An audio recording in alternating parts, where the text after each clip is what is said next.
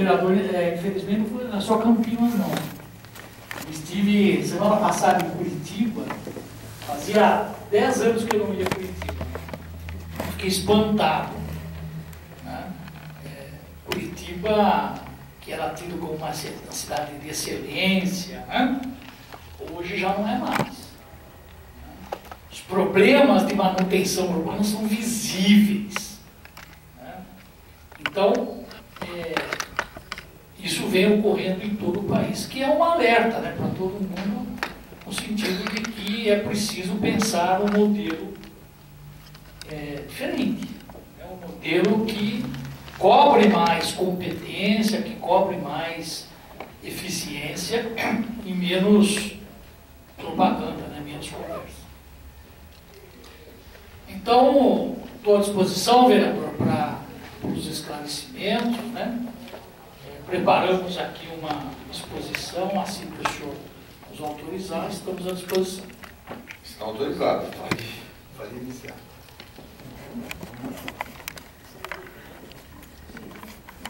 Se puder apagar a luz aqui. Fica à vontade, secretário, se estiver lá embaixo, como professor.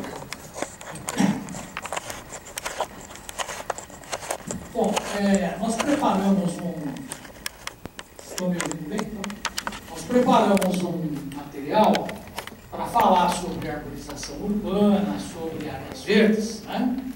E eu vou pedir até desculpa pelo escopo professoral, né? Eu sou professor na universidade há 30 anos, na PUC, na nossa querida PUC Campinas.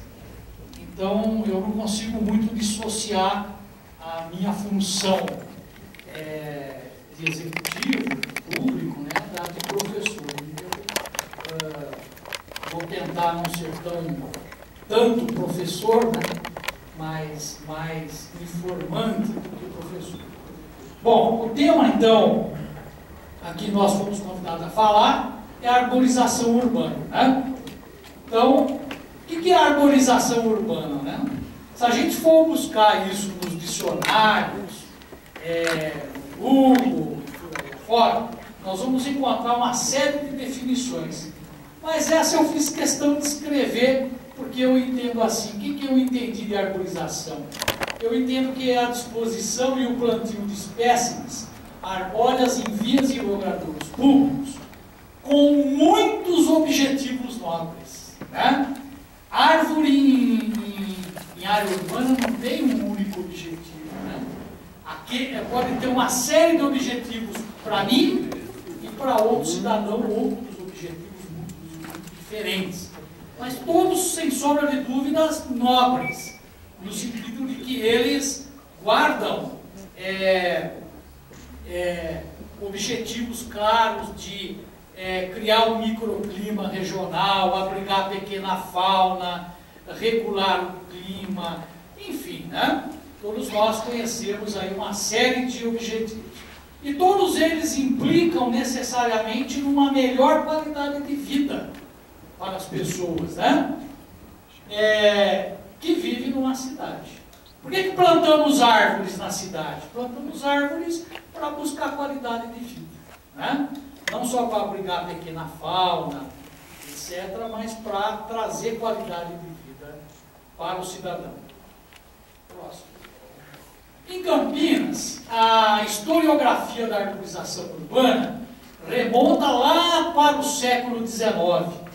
Lá, ainda no Império, a cidade de Campinas já se preocupava com a arborização urbana. Né? E também, não só com isso, mas com o jardinamento de praças, como Antônio Pompeu e o Bento Quirino, o Largo Santa Cruz. Né? Entretanto, é a Praça Carlos Gomes a primeira a ter um registro histórico de ajardinamento, com o plantio de 120 palmeiras imperiais adquiridas do Jardim Botânico do Rio de Janeiro nessa mesma época. E que vieram a Campinas no trem imperial, chegaram aqui num vagão do trem do imperador Dom Pedro II, né, adquirida pela Câmara Municipal. Na época, quem comprava não era o prefeito, quem comprava era a Câmara Municipal. Né? e que adquiriu aquelas palmeiras imperiais que já tem lá mais de 130 anos. Então veja, no momento em que ninguém falava em poluição, ninguém falava, as cidades eram muito pequenas, né? Nós estamos falando aí de uma época em que Campinas tinha 30 mil habitantes, né? Uma cidade pequenininha. Já havia na cidade uma preocupação muito grande com essas questões de arborização do verde. Né? Próximo. Em 1907, existem registros da arborização lá na Avenida Andrade Neves. 1907, né? Há mais de 100 anos já se fazia isso na cidade. E também na Rua Irmã Serafina, com plantio de alecrins de Campinas, né? E cipipirunas. Foram as primeiras árvores plantadas, alinhadas, né? Em ruas e avenidas. Entre 1908 e 1910, foram arborizadas as ruas Saldanha Marinho e a Rua 11 de Agosto, Barreto Leme, General Carneiro, utilizando espécies como alfeneiro do Japão e plátanos, já então diversificando, né, as espécies de árvores. Em março de 1914, na Vila Industrial, tem início o primeiro viveiro de mudas da municipalidade, que um ano depois tinha um estoque de 3.000 alfeneiros, 2.000 plátanos e 500 alecrins de Campinas. Isso está nos anéis da Câmara Municipal de Campinas, que à época administrava a cidade. A cidade era administrada pela Câmara Municipal. Próximo. Em 1915, tem início a arborização da Barão de Itapura, por conta das obras do Instituto Agronômico de Campinas. Nesta mesma data é adquirido o bosque do Jequitibás, de um proprietário privado. O bosque Jequitibás, portanto, era uma área privada, né? Era uma gleba de terras, e foi adquirida então nessa data. Só lembrando, daqui a 1 ano e meio, o bosque fará o seu centenário. Tá? Segundo o engenheiro agrônomo Hermes Moreira de Souza, em memória, né, ao final de 1930, a cidade tinha um total de 3.114 árvores adultas plantadas em vias e logradouros públicos, dentre elas o ligustro, plátanos e alecrins. Então, essas são as espécies, podemos chamar, mãe da arborização de Campinas, né? As primeiras árvores plantadas. Em 1931, houve um plantio adicional de mais 2.008 exemplares de árvores, começando assim um certo nível de preocupação com os custos de manutenção destas por conta das podas necessárias. Aí, lá em 1931, quando se planta mais 2.000 árvores, a cidade já tem 5.000 e tantas árvores, é que o poder público descobre que tem que cuidar disso. Né? Cuidar disso significa o quê? Ter equipe, ter recursos humanos, ter veículos. Isso tem custo. Isso custa, mano. E aí aparece então na cidade de Campinas o primeiro processo público legal de manejo da arborização urbana por conta desse inventário, né, feito pela cidade. Próximo. A arborização de Campinas tem uma segunda etapa, segundo o Dr. Hermes, motivada pelo então prefeito municipal, Dr. Perseu Leite de Barros, nas figuras do funcionário Amadeu Giardini e depois Francisco Vivaldi. Francisco Vivaldi foi o encarregado de parques e jardins por 40 anos na cidade de Campinas. Tem um bosque, um remanescente de mata nativa aqui no Proença, conhecido como Bosque São José, que leva o nome do Francisco Vivaldi, né? Que removeram os eucaliptos plantados na Avenida Orocimbo Maia e os substituiu por paineiras rosas, né? Então as famosas paineiras da Orocimbo Maia substituíram os eucaliptos que foram plantados, sabe por quem? Por Saturnino de Brito, no final do século XIX, por conta da epidemia da febre amarela, quando esse sanitarista veio para Campinas para drenar os pântanos para evitar a febre amarela. Plantou os eucaliptos para enxugar o pântano, né? E esse canal, então, do Orozimbo Maia, servia, porque ali era o caminho da boiada, que subia rumo ao matadouro na Vila Industrial, e ali a boiada ficava, esperava algum tempo para poder entrar no matadouro para o abate, e ficava então ali desfrutando da sombra e da água, a época muito limpa da Orozimbo Maia, que então servia a boiada. Próximo. Em 1940, a cidade produzia já ipês roxo e ipê amarelo, alecrins, algumas espécies de cássias, acácias, paineiras, jacarandá mimoso e um grande número de roseiras enxertadas, né? Eram muito utilizadas nessa época. Inclusive fotos que a gente tem do Largo do Rosário, né? Com os canteiros de rosas, né? Eram muito famosas à época, né? Tem início, então, conforme o Dr. Hermes, a terceira etapa da arborização urbana em Campinas, por esforço do Sr. Francisco Vivaldi, chefe dos jardins, e do então diretor de obras, o então engenheiro José Carlos Penteado de Freitas, e com a estreita participação operacional e técnica do Instituto Agronômico de Campinas, né? O Instituto Agronômico de Campinas teve uma participação ímpar na arborização urbana de Campinas, né? Ele não só se dedicou às pesquisas de grãos e outros, mas dedicou grande parte, tinha até uma seção de floricultura, né? Que nasceu com o Dr. Hermes Moreira de Souza, depois ficou nas mãos do pesquisador Luiz Matos, que continua lá, né? Mantendo de forma gloriosa, eu diria, aquela seção muito importante para essa área de arborização.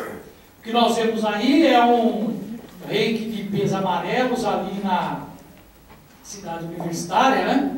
Isso é como diria um amigo meu, arquiteto paisagista aqui de Campinas, a florada do ipê amarelo, um escândalo, né? Próximo. Aí uma foto, né, do não menos escandaloso ipê rosa, né? Próximo. E o ipê roxo, né? Muito parecidos, muito semelhantes, principalmente nos seus botões florais, né? Mas que se diferenciam na forma da filotaxia em que eles são inseridos, né? As bignoniáceas. Próximo. Entre 50 e 70, Campinas tem um momento intenso de multiplicação e plantio de árvores e em vias e logradouros públicos, né? Com processos muito ricos de expansão comercial, de floriculturas e viveiros.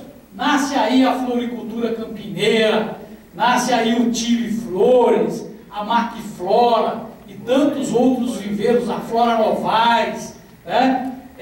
Importantes empresas na área de floricultura que serviram de modelo para o resto do Brasil, né? A gente via na década de 70, o Brasil inteiro vindo em Campinas atrás dessas floriculturas para copiar modelos de produção de plantas, né? Como então a campineira, né? Nós falamos Orquidário Brasil, que depois se transformou em Macflora, né? Em 75 é criado o Departamento de Parques e Jardins, 1975, né? Eu já estava lá nessa criação, né? Então, uma das coisas ruins da gente ficar velho é ter essas lembranças, né? Faz muito tempo, né? E o seu primeiro diretor foi o então projetista do Departamento de Água e Esgoto, que nem existia a Sanaz ainda, né? Era o DAE,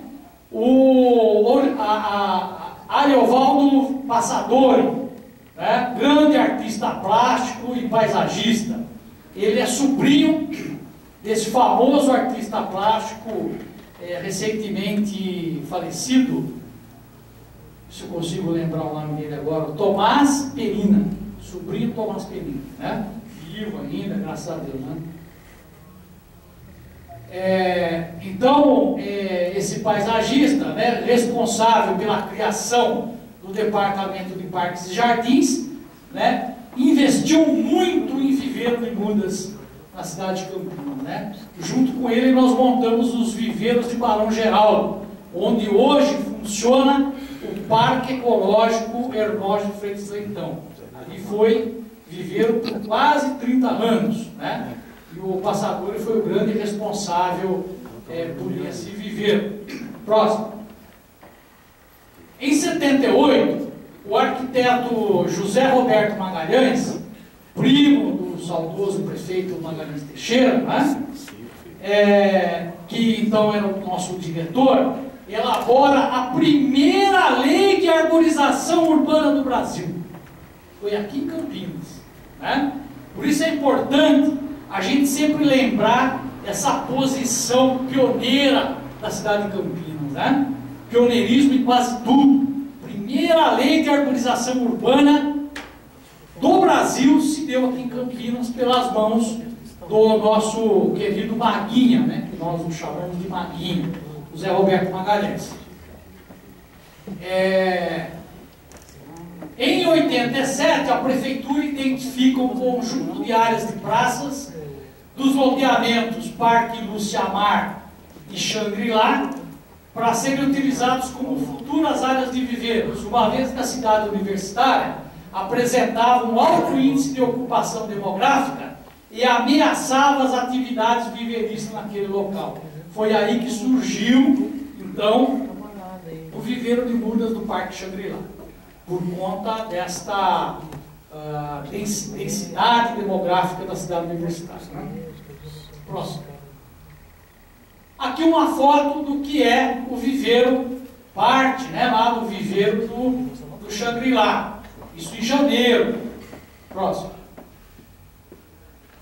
Isso agora uma foto já recente, onde o diretor de Parques e Jardins desenvolveu lá um trabalho intenso para recuperar a produção de mudas. Próximo.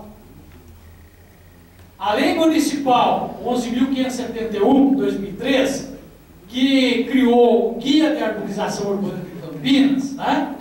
E que foi regulamentada pelos decretos 14.544 e 14.633, passa a ser observado rigorosamente por essa gestão agora, né? Todo o trabalho de arborização agora é pautado em cima desse guia de arborização, que eu tive a felicidade, diria, de ser convidado à época pelos organizadores, né? Esse trabalho foi coordenado pela pesquisadora Dionete Santin, lá na Unicamp. Eu e a professora Ana Maria da Exalc fomos os revisores desse trabalho, né? E que, mais uma vez, Campinas é pioneira, né? Uma das poucas cidades a apresentar um guia de arborização no Brasil. Próximo. Bom, o planejamento da arborização urbana, né? Ele é um fator determinante para o sucesso da arborização. Questões técnicas, botânicas e paisagísticas são imperiosas para determinar o melhor grau de sucesso nesse trabalho, como observar o porte das árvores em função das condições físicas do local que a receberá.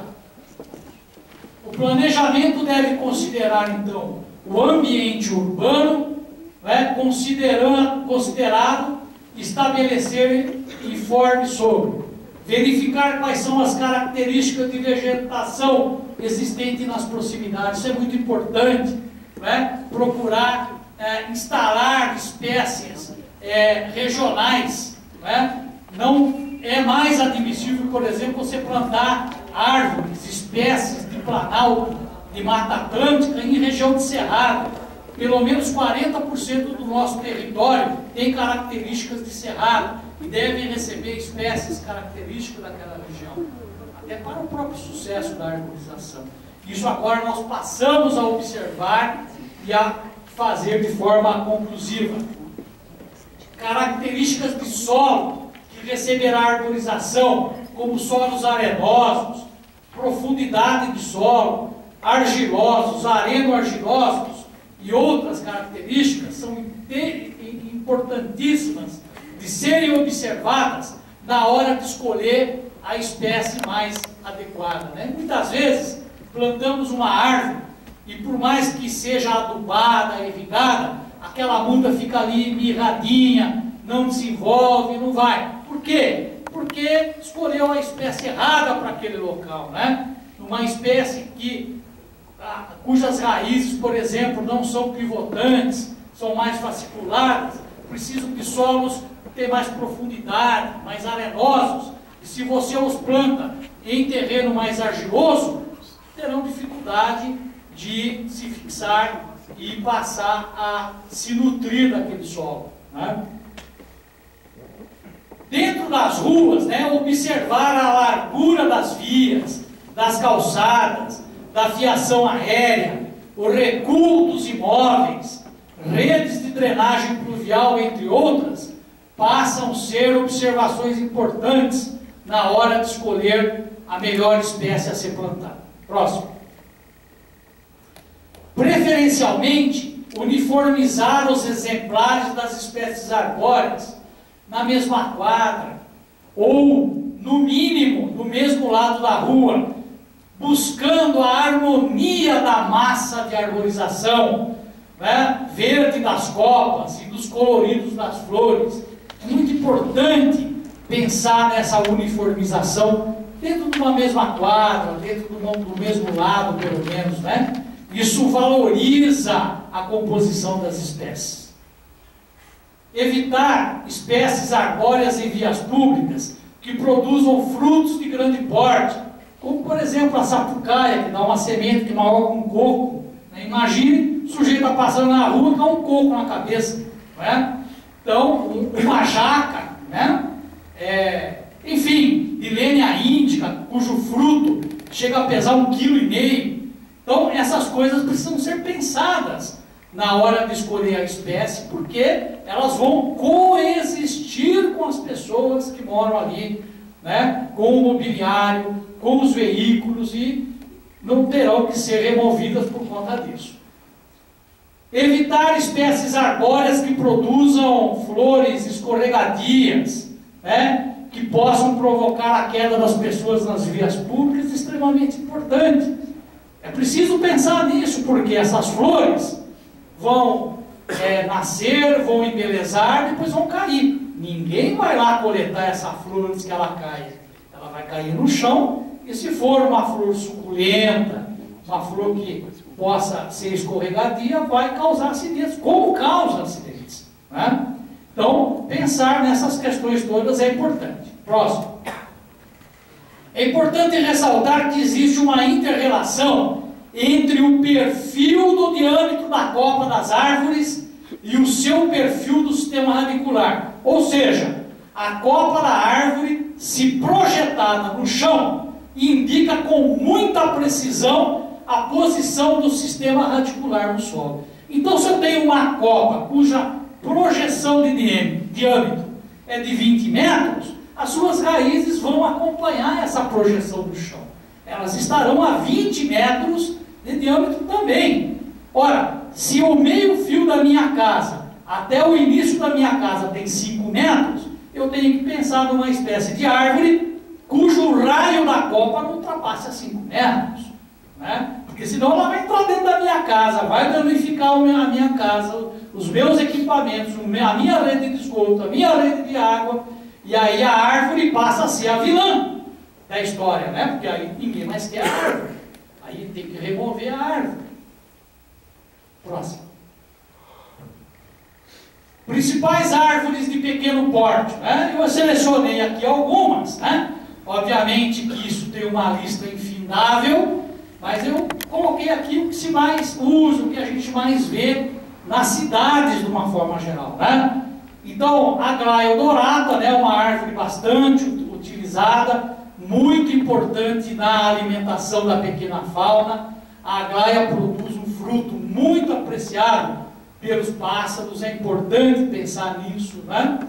A Cesalpínia puquérrima, né, o chamado flamboyanzinho, é uma árvore também muito graciosa, de pequeno porte, não causa problemas com calçadas e estruturas, né? Próximo. Aqui um exemplo da Cesalpínia puquérrima, plantada numa calçada cuja casa não tem recuo, né? Então ela convive bem ali naquele espaço sem recuo, né? Não cria problemas, está lá há muitos anos e vai continuar estando. Por quê? Foi escolhida adequadamente. Próximo. A eritrina especiosa, né, uma leguminosa importante também para a alimentação da pequena fauna, né? Principalmente os chamados psitacídeos, né? Os periquitos que precisam se alimentar de sementes duras, né? Do tipo os castanhas. A grevilha musky também, né? Árvore de pequeno porte. Próximo. Aqui um exemplo de uma árvore também bastante utilizada, que é o hibisco rosa sinensis, o chamado, conhecido mimo, né? Uma árvore também de pequeno porte, que não tem uma função de sombreamento, nem de alinhamento, né? Mas tem uma função de embelezamento, de massa verde na cidade, né? Próximo. O hibisco pernambucensis, né, também uma outra espécie um pouco diferente da outra, que convive muito bem com uma casa sem recuo, né, está lá plantada há mais de 30 anos, né, sem criar problema no calçamento, na estrutura, na fiação elétrica, aérea, enfim, convive, coexiste com naturalidade com os equipamentos urbanos. Próximo. O resedá, que eu pode voltar na outra só para comentar o resedá, né? A chamada Lagerstroemia indica, né? É uma litrácea, é uma espécie também muito utilizada na arborização urbana pelo pequeno porte. Ela se assemelha muito a uma jabuticabeira, né? O tronco, o caule tem uma semelhança muito grande com uma jabuticabeira, né? Muito apropriada também para essas situações aí. Próximo. O Ligustrum sinensis, né, uma oleácea, o chamado alfeneiro, a Malpighia glabra, né, uma malpighiácea também de pequeno porte. Próximo. A Murraia paniculata, né, que é uma morácea muito utilizada ainda na arborização urbana, conhecido também como murta de cheiro, né? Ela tem uma floração muito perfumada e produz um frutinho vermelho muito apreciado pelos pássaros, né? Então, quando ela está em fruto, é impressionante a quantidade de pássaros que buscam alimentação dessa espécie. E quando em flor, a quantidade de abelhas que buscam polinização nessas flores, né? Próximo. Aqui o Nerium oleander, né? Conhecido como espirradeira, uma espécie também de pequeno porte, convive, vocês podem ver ali, muito bem em áreas de pouco espaço, né? E a Plumeria rubra, né? Conhecida jasmim manga, também muito utilizada. Próximo.